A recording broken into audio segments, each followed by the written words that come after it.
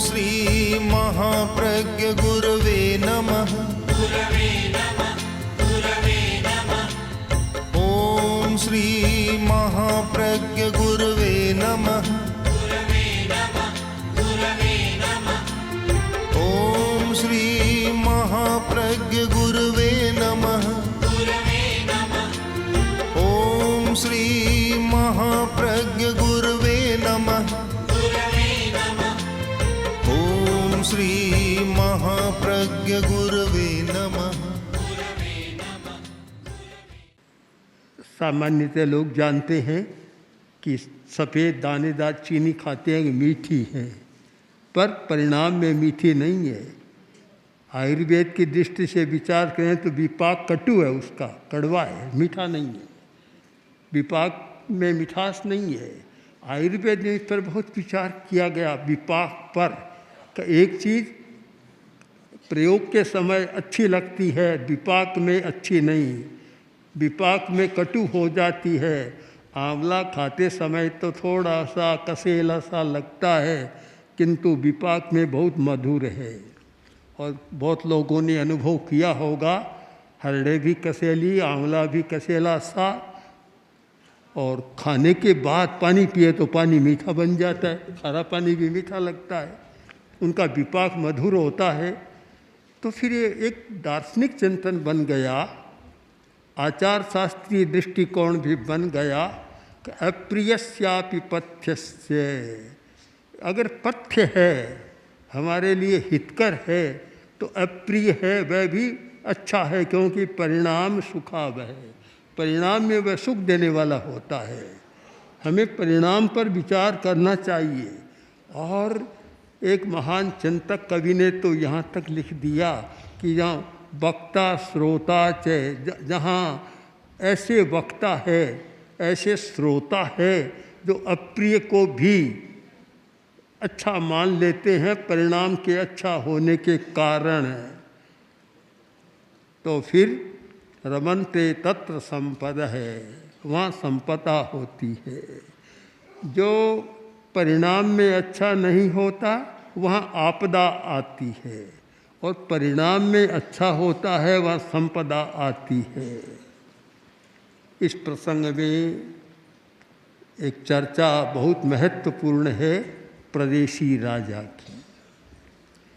प्रदेशी का दृष्टिकोण अनात्मवादी था।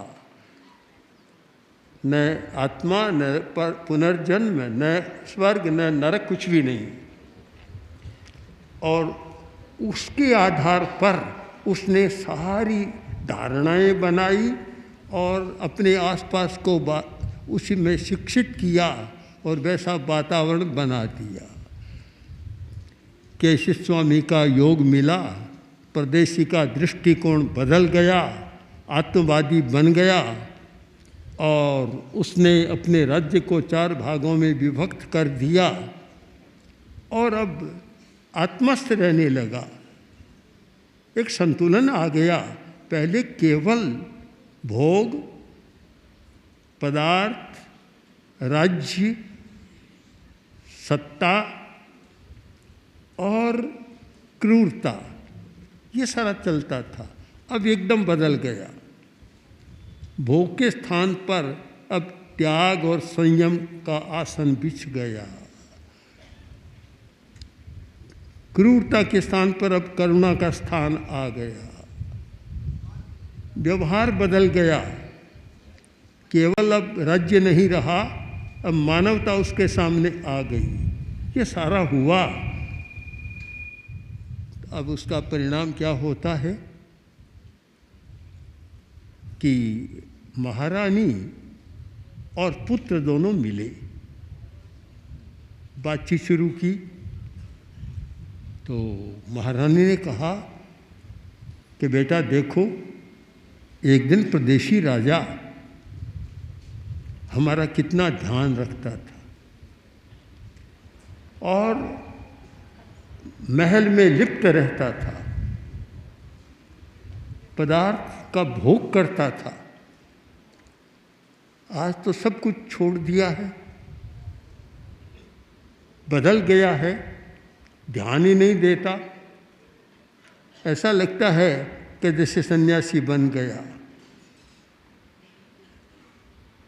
हमें क्या करना चाहिए?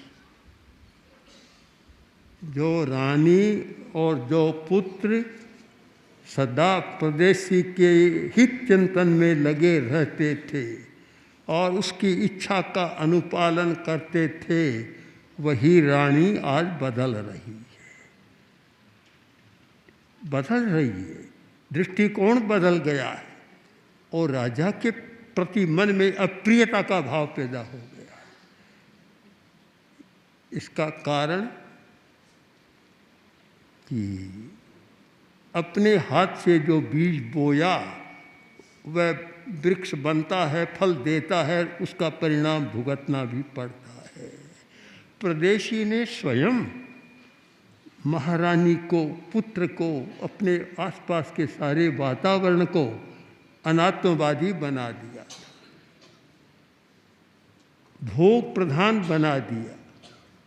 कि बस इस जीवन में जो सार है वह भोग है, चाहे कर लो, आगे कुछ आना जाना नहीं है। एक दृष्टिकोण इतना परिपक्व कर दिया और ऐसा दृष्टिकोण बन गया कि अब एक समस्या पैदा हो रही है कि जो दृष्टिकोण बनाया और अब वह दृष्टिकोण स्वयं को परिणाम दे रहा है। मैंने बहुत अनुभव किया, एक सिद्धांत बनाया कि किसी को गलत बात मत सिखाओ। अगर गलत बात सिखाओगे तो वह आदमी गलत काम करेगा, दूसरों पर प्रहार करेगा, दूसरों का अहित करेगा, और जब दूसरा नहीं है तो सिखाने वाले पर भी प्रहार करना शुरू कर देगा। हम वर्तमान की स्थितियों में देखते हैं कि यही हो रहा है कि जो हत्या की बात सिखाते हैं और कभी कभी उसी की हत्या हो जाती है, जो व्यक्ति, समाज और राष्ट्र पर भी लागू हो रहा है। गलत सीख किसी को मत दो।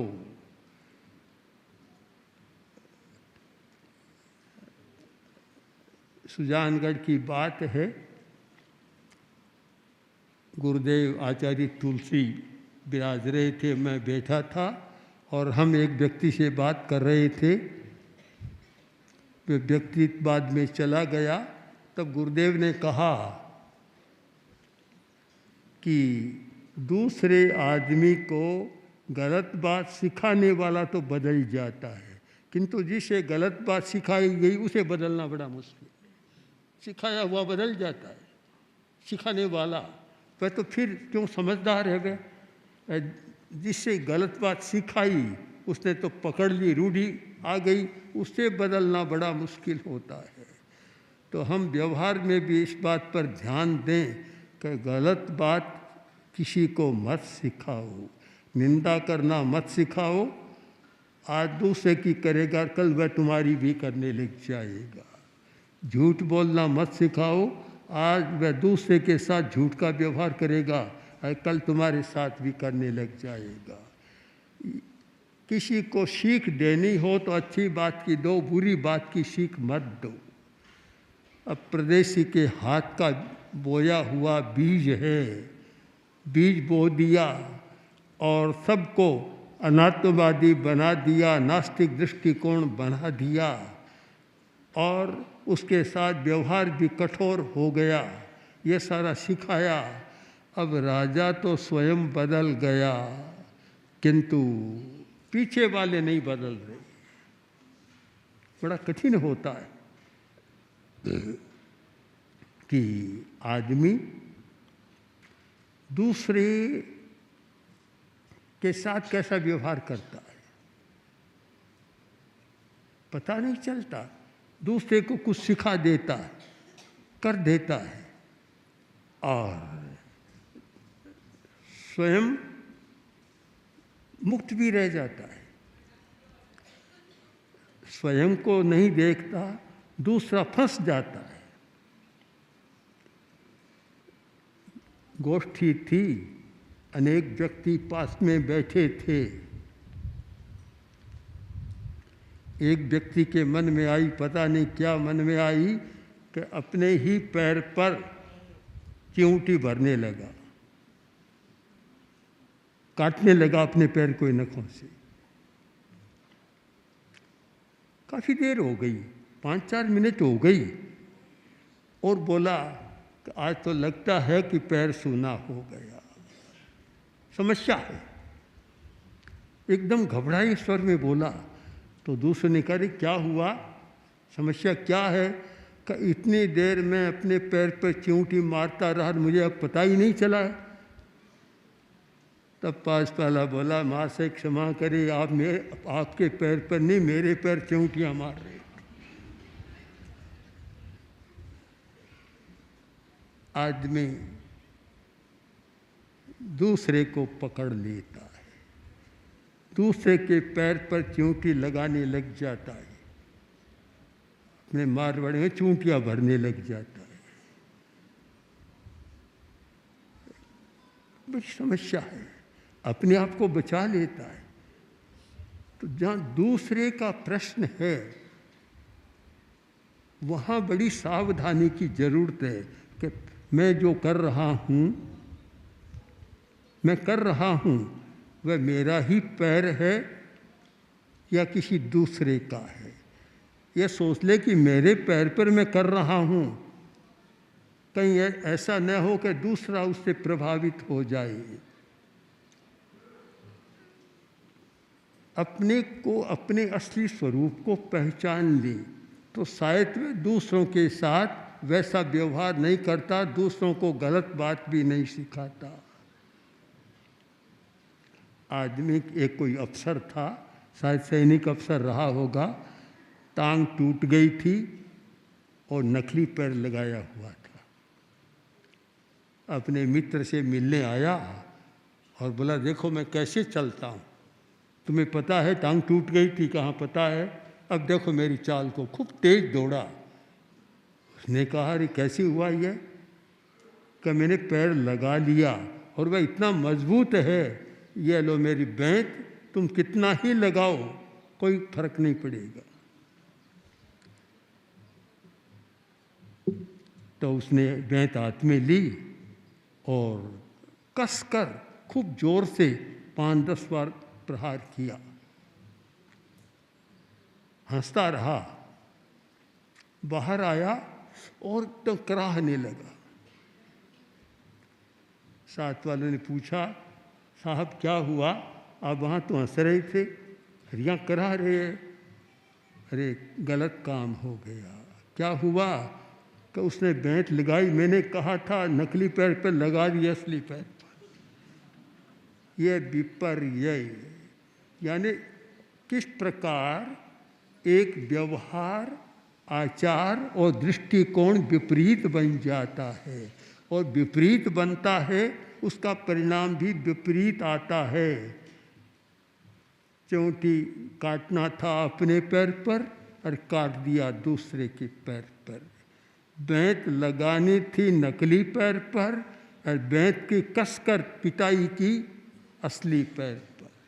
यह विपर्य होता है, और इसलिए होता है कि आदमी सच्चाई को पकड़ नहीं पाता और स्वयं भी गलत में जाता है, दूसरे को गलत बात सिखा देता है। गलत सिखाता है, इसका परिणाम क्या होता है? किसी भी व्यक्ति को अनात्मवादी बनाओ, भोगवादी बनाओ, उपभोगवादी बनाओ, संयम त्याग से दूर रखो, वह व्यक्ति सबसे पहले धोखा सिखाने वाले को ही देता है, क्योंकि इसमें स्वार्थ की चेतना बहुत प्रबल हो जाती है। स्वार्थ, स्वयं का अर्थ यानी प्रयोजन, जहाँ अपना प्रयोजन सिद्ध होता है वहाँ तो वह सब कुछ कर लेगा, जहाँ प्रयोजन सिद्ध नहीं हो रहा है वहाँ समस्या पैदा करने लग जाएगा। ठीक यही प्रदेशी के साथ विपर्य का अब परिणाम आ रहा है। जो विपरीत दृष्टिकोण बनाया, जो गलत सीख दी, गलत व्यवहार सिखाया, अब उसका परिणाम आ रहा है। बैठे हैं रानी और पुत्र परामर्श कर रहे हैं। रानी बोलती है, बेटा अब अच्छा है कि तू राज्य का दायित्व संभाल, तू संभाल। मैं बोला, माताजी राजा प्रदेशी पिताजी विद्यमान है, मैं कैसे संभालूं? उन्होंने राज्य को 4 भागों में बांट दिया, पर सत्ता सारी अभी उनके हाथ में है, अधिकार तो उनके हाथ में है, मैं कैसे संभालूं? तो रानी बोली कि इसका उपाय मैं बताऊंगी। आप अगर उपाय बताएं तो मैं राज्य का संभाल लूँगा। और यह राज्य की आकांक्षा, सत्ता की आकांक्षा कोई आज नहीं, आज लोग कहते हैं कुर्सी की बहुत आकांक्षा है, आज नहीं है। ये मनुष्य के स्वभाव में घुली हुई बात है और अनादिकाल से चल रही है।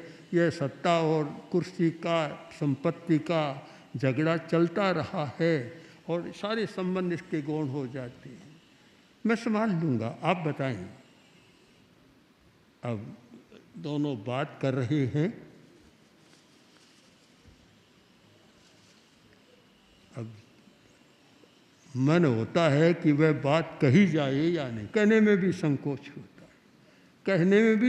होता है, ऐसी अप्रिय बात कैसे कही जाए और कैसे कल्पना की जाए कि रानी यह सोच सकती है, जो प्रिया थी, वल्लभा थी, अर्धांगिनी थी और प्रदेशी के द्वारा सम्मानित थी, वह रानी अब कह रही है, परामर्श दे रही है। कहने में भी बड़ा संकोच हो रहा है, बड़ी विचित्र स्थिति है। आपको सुनने में भी शायद थोड़ा कष्ट होगा, सुनने में भी कि क्या ऐसा हो सकता है। माँ रानी के दिमाग में सारी योजना घूम रही है और सारी बना ली। और अब जब पुत्र ने पूछा कि माँ आप बताएं कि कौन सा उपाय मैं जिसके द्वारा सत्ता पर बैठ सकूं और शासन को संभाल कर और फिर राज्य को अच्छा बना दूं, पूर्ववत बना दूं, पहले जैसा था वैसा बना दूं, कौन सा उपाय आप बताएं। आप कल्पना भी नहीं करेंगे, महारानी ने कहा कि राजा प्रदेशी की हत्या कर देनी, मैं कर दूंगी, तुम राज्य संभाल ले। अब सुनने वालों को भी विस्मय होता है, विस्मय के साथ ऐसी बात सुनेंगे कि क्या ऐसा हो सकता है। मैं मानता हूँ यह कोई आश्चर्य नहीं है। जहाँ स्वार्थ की दुनिया है उसमें ये सब कुछ होता है, न हो तो आश्चर्य है।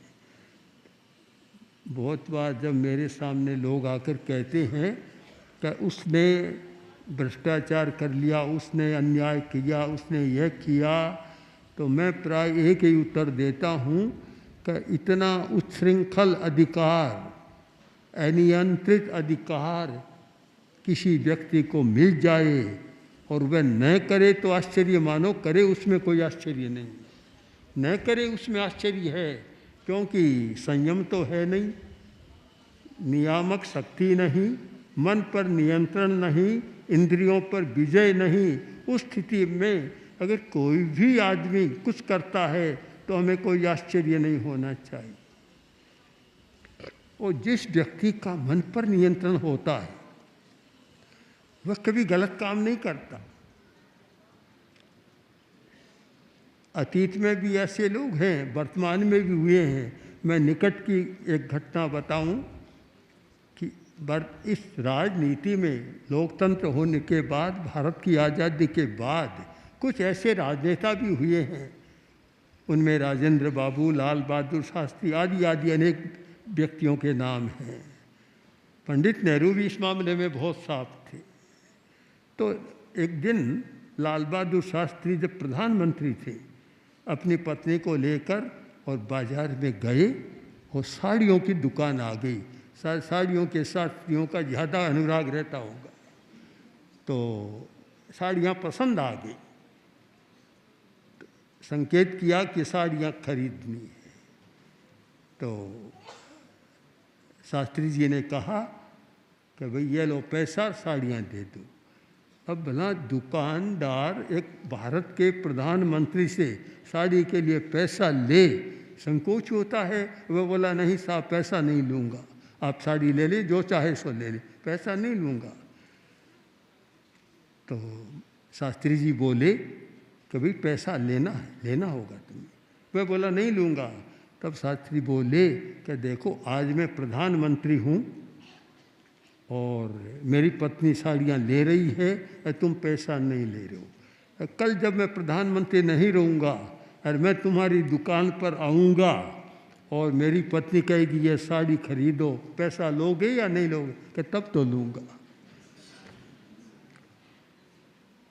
तो फिर आज ही लेना है, बिना पैसे हम नहीं लेंगे।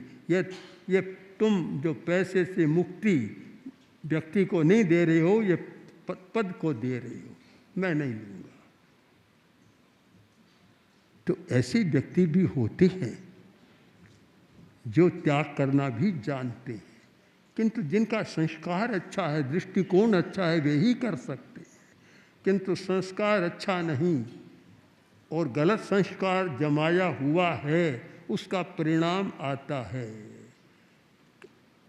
एक बोध पाठ हमें लेना है कि किसी भी व्यक्ति के प्रति अन्याय मत करो, किसी का अहित मत सोचो, अनिष्ट मत सोचो, दूसरे को भी गलत बात मत सिखाओ। एक दिन वह तुम्हारे लिए ही समस्या बन सकती है और अन्याय का कारण बन सकता है। और वही हो रहा है कि जो गलत बात थी वह गलत बात हो रही है। हम सिद्ध योगी आचार्य श्री महाप्रज्ञ से प्रेक्षा ध्यान का एक प्रयोग करें। आपको एक प्रयोग कराया जा रहे हैं श्वास प्रेक्षा का। 5 सेकंड में श्वास लेना है, 5 सेकंड भीतर रोकना है और 5 सेकंड रेचन करना है और 5 सेकंड बाहर रोकना है। इस प्रकार 20 सेकंड में एक श्वास। सावधान रहे, श्वास भरे, भीतर रोके, रेचन करे, बाहर रोके, श्वास भरे, भीतर रोके, रेचन करे, बाहर रोके, श्वास भरे, भीतर रोके, रेचन करे, बाहर रोके, श्वास भरे, भीतर रोके, रेचन करे, बाहर रोके, श्वास भरे, भीतर रोके, रेचन करे, बाहर रोके, श्वास भरे, भीतर रोके, रेचन करे, बाहर रोके, श्वास भरे। प्रयोग संपन्न। तो ये ध्यान के बहुत छोटे प्रयोग कराए हैं और इनका स्वयं बार बार अभ्यास करें तो एक अच्छा अभ्यास हो सकता है। ओम आत्मा।